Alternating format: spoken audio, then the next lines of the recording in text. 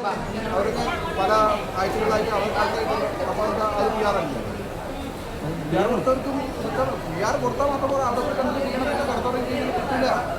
ഇവിടെ കൊടുത്ത അവൾ കരച്ചിൽ കരയേണ്ടത് കൊടുത്തു, പിന്നെ ചിരിക്കാനുള്ളത് കൊടുത്തു, സൗഹൃദം കൊടുത്തു, അവൾ ഫൈറ്റ് ചെയ്തു, അവൾ ചെറിയ ചെറിയ നല്ല മൊമെൻറ്റ്സ് കൊടുത്തു, ക്യൂട്ട് മൊമെൻറ്റ്സ് കൊടുത്തു, ഒരാളിന് ഇഷ്ടം പിടിച്ചു പറ്റുന്ന രീതിയിൽ എക്സ്പ്രഷൻസ് കൊടുത്തു, എല്ലാം എന്താ ഒരു ഷോയ്ക്ക് ആ ഒരു ബിഗ് ബോസ് ഷോയ്ക്ക് ഇതൊന്നും അല്ലേ ആവശ്യം. ഈ ബിഗ് ബോസ് ഷോയ്ക്ക് ആവശ്യമുള്ള സാധനങ്ങളൊക്കെ അവൾ കൊടുത്തു. She deserve it. ലാസ്റ്റ് അനീഷിന്റെ ഒരു ലവ് ട്രാക്ക് എന്തായിരുന്നു? റിയൽ ആയിരുന്നു ഫേക്ക് ആയിട്ടാണ് ചേട്ടൻ ഫീൽ ചെയ്തത്? അത് അനീഷിന് ചോദിക്കണം.